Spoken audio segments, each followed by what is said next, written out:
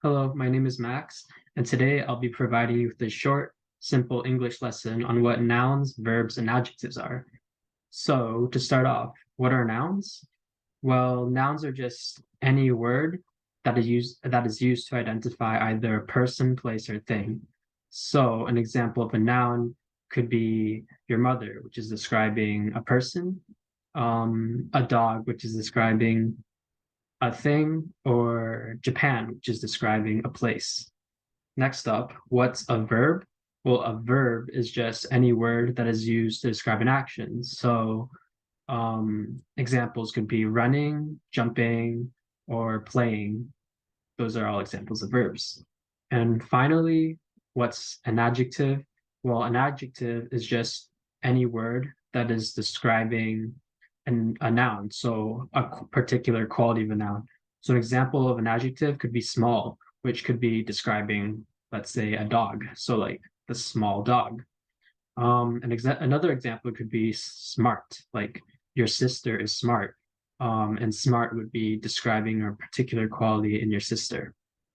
So that's what adjectives are.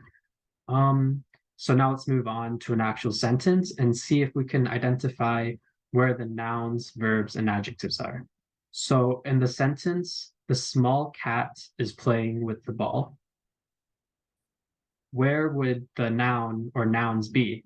Well, if we can remember, the nouns are just something that's used to identify a thing, person, or object, or place. So in that sentence, cat and ball would be examples of nouns because they're describing a thing or they're identifying a thing.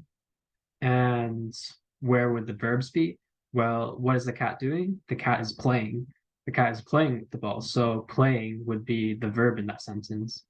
And finally, where would the adjectives or adjective be? Is anything describing any of the nouns? Is the ball being described? Not really, but is the cat being described? Yeah, the small cat, right? The small cat is playing with the ball. So this means that small would be the adjective in the sentence. So that's an example of identifying nouns, verbs, and adjectives in a sentence. And this is just a simple overview of what nouns, verbs, and adjectives mean. And there's a lot more you can do. It's just basic sentence structure. And knowing this, you can move on to knowing more advanced sentence structures, and then eventually you can step by step learn and progress along the way. So that's just the end of my simple lesson. Thank you for watching.